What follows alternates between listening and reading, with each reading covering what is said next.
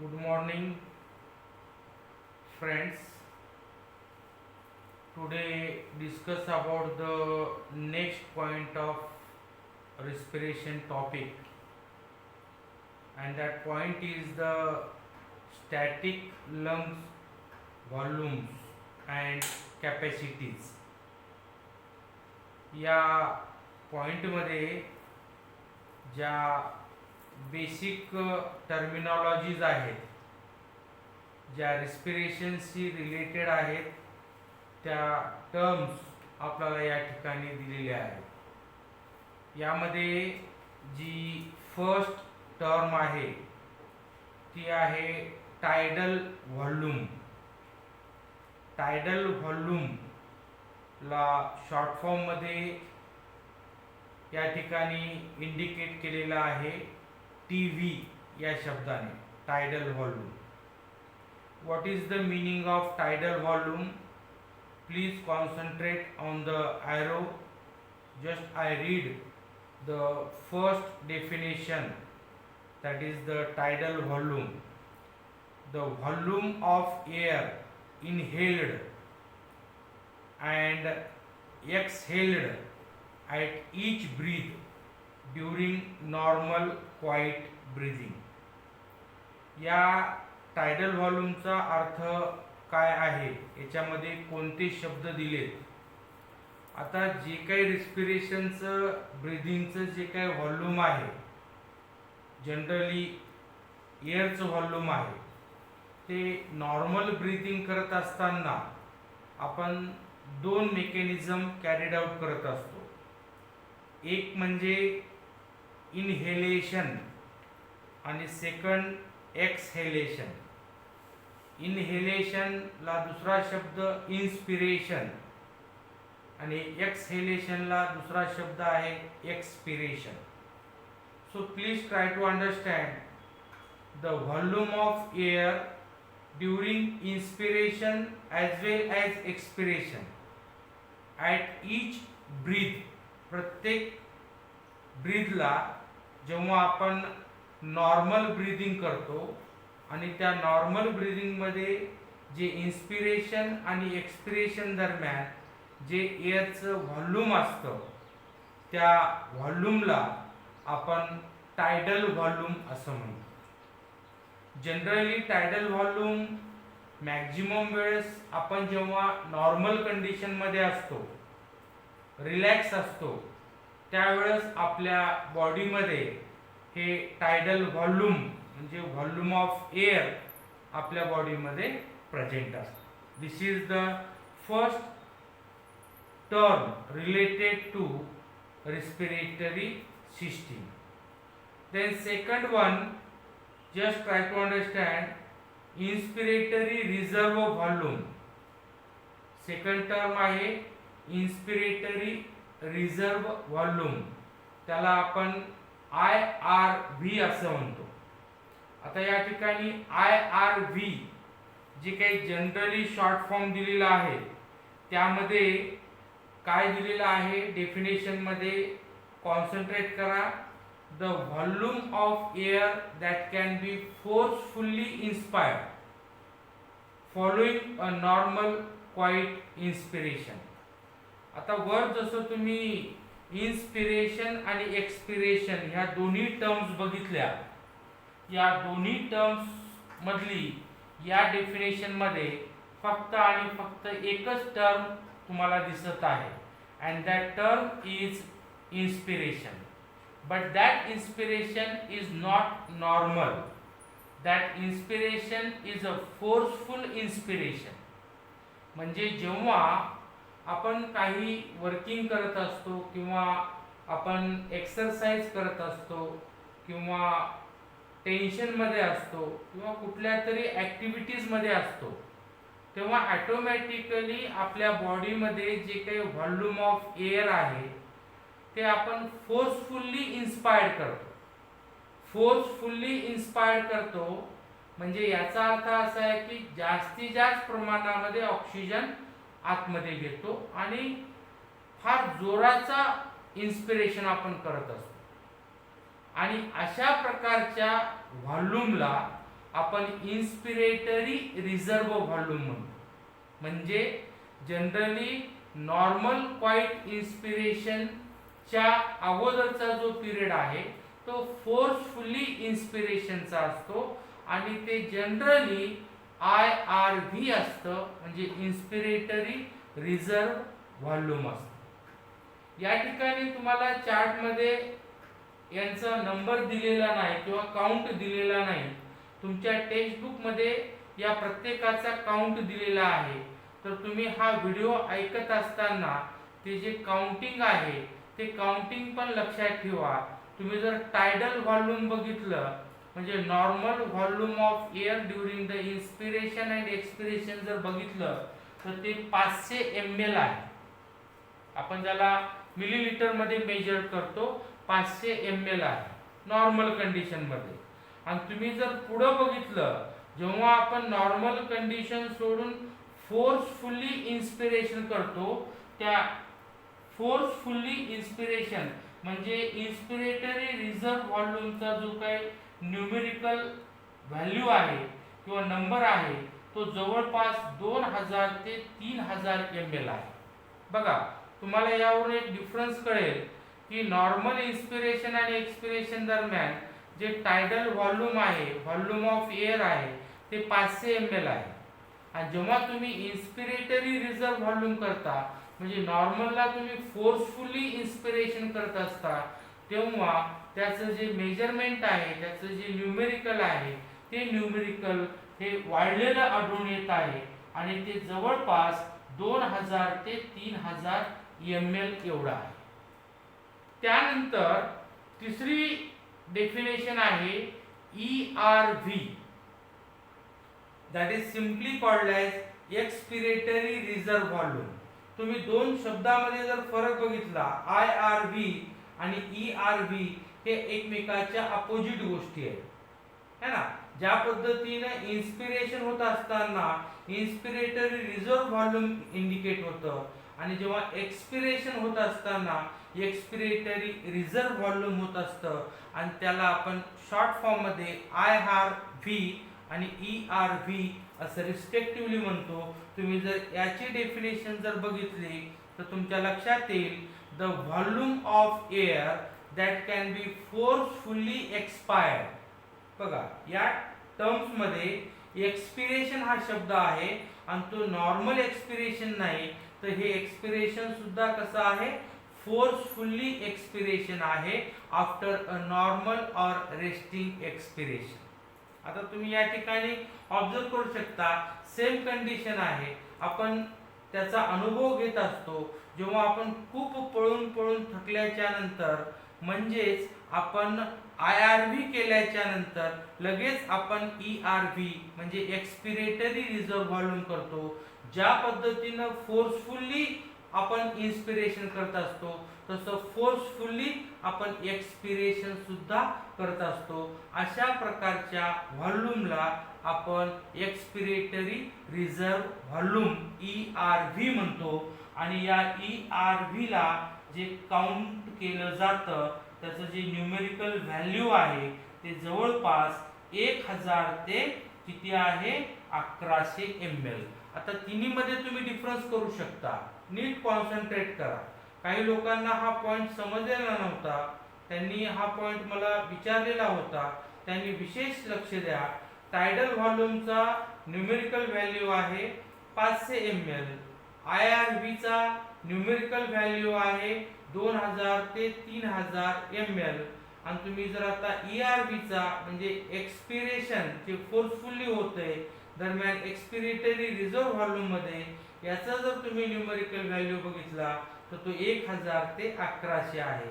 आणि म्हणून एक लक्षात ठेवा, यामध्ये सगळ्यात जास्त जो व्हॉल्यूम आहे, जे इन्स्पिरेटरी रिझर्व व्हॉल्यूम आहे, त्याचा न्यूमेरिकल व्हॅल्यू हा कसा आहे, जास्त आहे. नॉर्मल कंडिशनचा सगळ्यात कमी आहे आणि ERV चा जो आहे तो 1000 ते जवळपास 1100 ml एवढा आहे.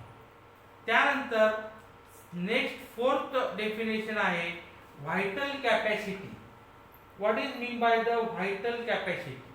व्हायटल कॅपॅसिटी आपण कशाला म्हणतो? आता maximum amount of air that can be exhaled after the fullest inspiration possible, that is tidal volume plus ERV. जे tidal volume आणि ERV आणि IRV या तिघांच्या कॉम्बिनेशनला जनरली आपण काय म्हणतो, that is called as the vital capacity असं म्हणतो. सिंपल लँग्वेज मध्ये सांगतो, the maximum amount of the air that can be breathed out, the maximum amount of air that can be breathed out after a maximum inspiration, it is the same total of, that is the tidal volume, inspiratory reserve volume and that is the expiratory reserve volume. आणि याचा जो numerical value आहे ते जवळपास 4100 ते जवळपास 4600 ml आहे, सगळ्यात जास्त. कारण यामध्ये तिघाची बेरीज आहे, तुम्ही ऑब्झर्व करू शकता. TV plus ERV plus IRV या तिघांचं कॉम्बिनेशन म्हणजे that is called as the vital capacity. म्हणजे थोडक्यामध्ये व्हायटल म्हणजे आपली लाईफ प्रोसेस नॉर्मल ठेवण्यासाठी जी आपल्या बॉडीला ॲबिलिटी लागते, आपली लाईफ प्रोसेस कॅरीड आउट करण्यासाठी जे आपली बॉडी एबल लागते, त्याच व्हॉल्यूमला म्हणा किंवा त्या कॅपॅसिटीला म्हणा आपण व्हायटल कॅपॅसिटी म्हणतो. या व्हायटल कॅपॅसिटीमध्ये जनरली काय होतं, मॅक्झिमम एक्सहेलेशन होतं आणि maximum that is the inspiration होतं. ह्या दोन्ही गोष्टी जेव्हा नॉर्मली घडत असतात आणि त्याचबरोबर आपल्या बॉडीचं जे टायडल व्हॉल्यूम आहे ते ऑलवेज 500 ml कॉन्स्टंट ठेवतात आणि त्या दरम्यान आपली बॉडी आपल्या लाईफ प्रोसेसला चांगल्या पद्धतीनं कॅरीड आउट करते. अशा प्रकारच्या कॅपॅसिटीला आपण काय म्हणतो, व्हायटल कॅपॅसिटी म्हणतो. आणि व्हायटल कॅपॅसिटीचं जे न्यूमेरिकल व्हॅल्यू आहे त्या तिन्हीपेक्षा सगळ्यात जास्त आहे.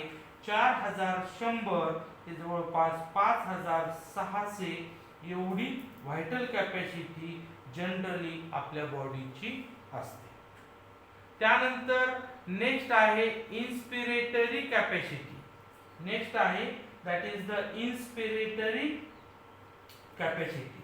आता हे इन्स्पिरेटरी कॅपॅसिटी काय आहे बघा, the maximum amount of the air that can be inhaled after a normal exhalation. म्हणजे तुम्ही जेव्हा नॉर्मली एक्सपिरेशन करता आणि नॉर्मली एक्सपिरेशन केल्याच्या नंतर जेव्हा तुम्ही इन्स्पिरेशन करता त्याचा जो अमाऊंट आहे त्याची जी कॅपॅसिटी आहे ती कॅपॅसिटी मॅक्झिमम असते. त्याची कॅपॅसिटी ही कशी असते, मॅक्झिमम असते. आणि अशा प्रकारच्या कॅपॅसिटीला इन्स्पिरेटरी कॅपॅसिटी म्हणतो. आणि या ठिकाणी जर तुम्ही बघितलं टीव्ही प्लस IRV, तुम्हाला मी न्यूमेरिकल व्हॅल्यू दोघांची सांगितलेली आहे. टीव्हीची 500 ml आहे आणि IRV ची जवळपास 2000 ते 3000 आहे. दोघांची जर तुम्ही प्लस केली तर जवळपास 3500 ml नियर अबाउट जी इन्स्पिरेटरी कॅपॅसिटी असते. त्यानंतर नेक्स्ट रेसिड्युअल व्हॉल्यूम. आता रेसिड्युअल व्हॉल्यूम म्हणजे काय तुम्हाला माहित आहे, रेसिड्यू म्हणजे उर्वरित राहिलेलं जे काही एअरचं व्हॉल्यूम आहे. त्याची डेफिनेशन काय इंडिकेट करते, the volume of air remaining in the lungs after a forceful expiration. जेव्हा तुम्ही एक्सपिरेशन करता तेव्हा 100% जो एअर व्हॉल्यूम आहे ते तुम्ही तुमच्या बॉडीच्या बाहेर टाकत नाही. त्या दरम्यान काही अमाऊंट जे काही तुमचा रेस्पिरेटरी ट्रॅक्ट असेल है ना, तुमचं जे काही लंग्स असेल, तुमच्या ज्या काही ब्रॉन्काय असतील, जे तुमचं ब्रॉन्कायल्स असतील, त्याच्यामध्ये जे काही अमाऊंट ऑफ एअर, जे काही एअर व्हॉल्यूम प्रेझेंट असतं, अशा प्रकारच्या एअर व्हॉल्यूमला आपण काय म्हणत असतो, residual volume. And that residual volume is minimum, and that is indicated by the RV, and that is very less, near about 1100 to that is the 1200 ml. एवढं जे काही तुमच्या डेड स्पेसमध्ये जे एअर व्हॉल्यूम असतं त्याला आपण RV असं म्हणतो. यालाच असं आपण म्हणू शकतो की the volume of air that remains in the lungs and the dead space even after maximum expiration. Expiration झाल्याच्या नंतर सुद्धा जे काही व्हॉल्यूम ऑफ एअर तुमच्या लंग्समध्ये आणि तुमच्या टोटल रिस्पिरेटरी सिस्टीममध्ये जवळपास 1100 ते 1200 ml जे रिमेनिंग राहतं, अशा प्रकारच्या एअर व्हॉल्यूमला आपण रेसिड्युअल व्हॉल्यूम असं म्हणतो. त्यानंतर नेक्स्ट आहे TLC, total lung capacity. Total lung capacity जी आहे त्याला आपण जनरली काय म्हणत असतो किंवा त्याला काय इंडिकेट केलं जातं, तुम्ही बघू शकता, the total volume of the lungs. आता तुमच्या लंग्सचं, फुफ्फुसाचं जे काही एअर स्टोअर करण्याचं जे काही टोटल व्हॉल्यूम आहे त्याला आपण टोटल लंग कॅपॅसिटी असं म्हणतो. आणि या टोटल लंग कॅपॅसिटीमध्ये VC प्लस RV. आता मी तुम्हाला सांगितलं की RV रेसिड्युअल व्हॉल्यूम जे आहे ते 1100 ते 1200 ml आहे ना. आणि तुम्ही जर समजा VC व्हायटल कॅपॅसिटी जर तुम्ही बघितली तर जवळपास ती 4100 ते 4600 एवढी तुमची काय आहे व्हायटल कॅपॅसिटी आहे. 4100 टू 4600. आणि याचं जर प्लस तुम्ही RV है ना, जे रेसिड्युअल व्हॉल्यूम आहे त्याच्यासोबत प्लस केलं तर जवळपास हे 5000 to that is the 6500 ml एवढं त्याची कॅपॅसिटी असते. सगळ्यात जास्त आता टोटल लंग्स कॅपॅसिटी जी आहे व्हॉल्यूम स्टोअर करण्याची, व्हॉल्यूमला इनहेल करण्याची, ही लंग्सची असते, त्याला आपण टोटल लंग कॅपॅसिटी म्हणतो. आणि लास्ट वन आहे functional residual capacity, the amount of air remaining in the lungs, the amount of air remaining in the lungs after a normal quiet expiration, that is the functional residual capacity आहे. ते काम बी करत असतं, functional असतं, आणि जो remaining part आहे जो आपल्या लंग्सला कॅरी ऑन करण्याकरता ज्या फिजिओलॉजिकल ऍक्टिव्हिटीज आहेत ड्युरिंग द एक्सपिरेशन झाल्याच्या दरम्यान त्याला रन करण्याकरता जी कॅपॅसिटी आपल्या बॉडीला लागते ते functional residual capacity carry on करत असते. आणि ती जवळपास ERV plus that is the RV ही त्याची कॅपॅसिटी असते. This is about the total static lungs volume capacities असं म्हणतो, अथवा त्यालाच आपण पल्मोनरी व्हॉल्यूम्स अँड कॅपॅसिटीज असं सुद्धा आपण म्हणतो. ह्या सर्व ज्या व्हॅल्यूज आहेत ह्या सर्व व्हॅल्यूज नॉर्मल कंडिशनच्या आहेत. म्हणजे जी व्यक्ती अडल्ट फेजमध्ये आहे आणि विशेष म्हणजे कुठलाही त्याला प्रॉब्लेम नाही आहे, रिस्पिरेटरी डिसऑर्डर्स नाही आहे, अशा व्यक्तीमध्ये हे जे TV, IRV, ERV, VC, IC, RV, TLC, FRC या टोटल ज्या व्हॉल्यूम्स अँड कॅपॅसिटीज ज्या तुम्हाला दिलेल्या आहेत त्या नॉर्मल माणसामधल्या दिलेल्या आहेत. Okay, this is about the this point. So next point is that is the carbon monoxide poisoning. Second point आहे कार्बन मोनॉक्साइड पॉइझनिंग. आता हे जे काही कार्बन मोनॉक्साइड पॉइझनिंग आहे ते कार्बन मोनॉक्साइड पॉइझनिंग बद्दल आपण एक व्हिडिओ या ठिकाणी ऑब्झर्व करू शकता आणि तो व्हिडिओ या ठिकाणी मी तुमच्या समोर देत आहे. तुम्ही जर याला ऑब्झर्व केलं तर तुम्हाला कळेल की जनरली याच्यामध्ये काय इंडिकेट केलेलं आहे. हा सिंपल फिनॉमिनॉन आहे. त्याच्या अगोदर तुम्हाला बघावं लागेल, जनरली तुम्हाला बघावं लागेल, जे मी ऑलरेडी एक्सप्लेन केलेलं आहे तुमच्या समोर, की आपल्या रक्तामध्ये रेस्पिरेटरी पिगमेंट असते ज्याचं नाव HB हिमोग्लोबिन आहे. आणि जे HB आहे it has a great affinity to oxygen, carbon dioxide as well as carbon monoxide. ऑक्सिजनची अफिनिटी असते, कार्बन डायऑक्साइडची अफिनिटी असते आणि इवन दो कार्बन मोनॉक्साइडची अफिनिटी असते. पण प्रश्न असा या ठिकाणी पडतो की सगळ्यात जास्त ग्रेट अफिनिटी कोणाबद्दल असते. तर एक लक्षात ठेवा की HBला, हिमोग्लोबिनला जी सगळ्यात ग्रेट अफिनिटी असते ती कार्बन मोनॉक्साइडची असते, कार्बन मोनॉक्साइडची असते. मग जनरली तुम्ही या डायग्राममध्ये जे काही ऑब्झर्व करणार आहात त्याच्यावरून तुम्हाला कळेल की how that carbon monoxide poisoning is carried out in our body. So first of all, observe this point. The first point is that hemoglobin carries both, that is the oxygen as well as carbon dioxide. या ठिकाणी बघू शकता तुम्हाला एका ठिकाणी ऑक्सिजनचा molecule दाखवला, एका ठिकाणी कार्बन डायऑक्साइडचा मॉलिक्यूल दाखवला.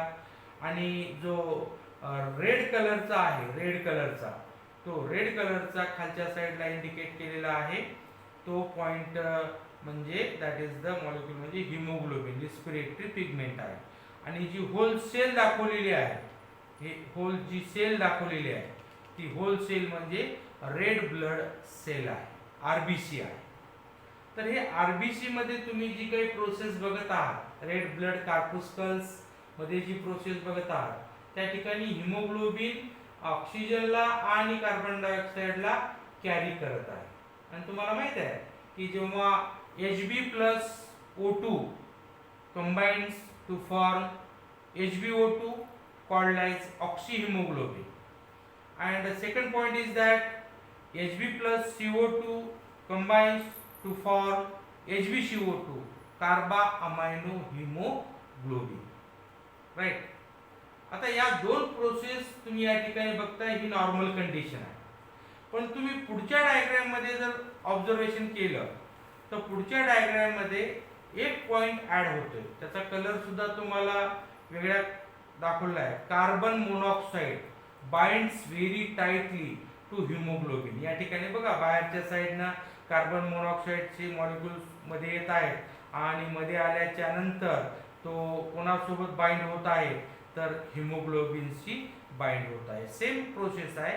या ठिकाणी सुद्धा रेड ब्लड सेल दाखवले आहे, त्याच्यामध्ये हिमोग्लोबिन दाखवलं आहे. आणि हिमोग्लोबिन मध्ये जे HBची जी ग्रेट अफिनिटी कार्बन मोनॉक्साइड बद्दल असल्यामुळे या ठिकाणी प्रत्येक ठिकाणी जर तुम्ही बघितलं तर या ठिकाणी प्रत्येक HB मॉलिक्यूल सोबत है ना फक्त तुम्हाला काय आढळून येत आहे, कार्बन मोनॉक्साइडचाच मॉलिक्यूल आढळून येत आहे. आणि तुम्ही जर त्याच्यामधून बाहेर पडतानाची जर प्रोसेस काही बघत असाल तर तुम्ही या ठिकाणी ऑब्झर्व करू शकता, या ठिकाणाहून सरळ सरळ oxygen and carbon dioxide can no longer be carry. म्हणजे HB जे आहे ते कार्बन मोनॉक्साइड सोबत मिक्स झाल्याच्या नंतर ऑक्सिजन आणि कार्बन डायऑक्साइडला, कार्बन मोनॉक्साइड सोबत मिक्स झाल्याच्या नंतर ऑक्सिजन आणि कार्बन डायऑक्साइडला फार काळापर्यंत तो कॅरी ऑन करू शकत नाही. म्हणजे ऑटोमॅटिकली आपल्या बॉडीमध्ये जे ऑक्सिजनची जी काही कमतरता आहे ती कमतरता निर्माण होते आणि त्याच्यामुळे जनरली आपल्या बॉडीमध्ये कार्बन मोनॉक्साइड पॉयझनिंग होते. आणि ती कार्बन मोनॉक्साइड पॉयझनिंग तुम्ही पुढच्या सुद्धा डायग्राम मध्ये बघू शकता, ज्या डायग्राम मध्ये तुम्ही ऑब्झर्वेशन करू शकता की जनरली ही डायग्राम आहे तुमच्या समोर. आणि ही जी डायग्राम आहे ती डायग्राम काय इंडिकेट करते बघून घ्या. नॉर्मल कंडिशन म्हणजे बघा इथे एक ह्यूमन बॉडी दाखवलेली आहे आणि या ह्यूमन बॉडीमध्ये तुम्ही बघितलं तर नॉर्मल कंडिशन मध्ये ऑक्सिजन मॅक्झिमम प्रमाणामध्ये इनहेल केला जात आहे आणि त्याचा जर पाथवे बघितला तर तो पाथवे नोज पासून ते अप टू द लंग्स पर्यंत अल्व्हिओलाई पर्यंत तुम्हाला दिसत आहे. आणि त्याच दरम्यान कार्बन मोनॉक्साईड सुद्धा त्याच्या सोबत आपल्या लंग्स मध्ये इनहेल होत आहे. आणि खाली काय दिलेलं आहे बघू शकता तुम्ही, oxygen O2 and carbon monoxide CO are inhaled at a time. Inhale केल्याच्या नंतर पुढच्या साईडला तुम्ही बघू शकता O2 अँड CO म्हणजे ऑक्सिजन आणि carbon monoxide entered into the blood cells. आता या ठिकाणी जर बघितलं की एक्सटर्नल स्पेस दाखवला आहे आणि बाहेरच्या साईडला इंटरनल स्पेस दाखवला आहे. जेव्हा तुम्ही हे रेड पार्ट जो बघताय तो ऑक्सिजन सुद्धा येतोय आणि कार्बन मोनॉक्साईड सुद्धा तुमच्या RBC सोबत म्हणजे HB सोबत मिक्स होतो या ठिकाणी. आता तुम्ही पुढच्या कंडिशन मध्ये जर बघितलं तर नॉर्मल ऑक्सिजनेशन कधी होईल, म्हणजे नॉर्मल आपण ब्रीदिंग जे इन्स्पिरेशन आणि एक्सपिरेशन केव्हा करू शकता, तर जेव्हा तुमच्या RBC सोबत म्हणजे HB सोबत नॉर्मली O2 मिक्स होतो तेव्हा तुम्ही नॉर्मल ब्रीदिंग करू शकता, नॉर्मल ऑक्सिजनेशन करू शकता. परंतु जर ऑक्सिजनच्या ऐवजी ऑक्सिजनला अवॉइड करून जर तुमच्या RBC सोबत कार्बन मोनॉक्साईड जर समजा मिक्स होत असेल तर जे RBC वरच्या साईडला रेड कलरची दाखवली तर खालच्या साईडला ती ब्लॅक कलरची होते. म्हणजे थोडक्यामध्ये काही वेळाच्या नंतर ती फंक्शनलेस होते. म्हणजेच या दरम्यान काय होतं, O2 जो आहे तो बाहेर पडतो आणि CO कार्बन मोनॉक्साईड जो आहे तो काय होतोय, आतमध्ये एंटर्ड होतोय. आणि आतमध्ये एंटर झाल्यानंतर RBCचा कलर सुद्धा या ठिकाणी चेंज झालेला दाखवला आहे. आणि याच प्रोसेसला आपण काय म्हणत असतो, कार्बन मोनॉक्साईड पॉइझनिंग म्हणतो.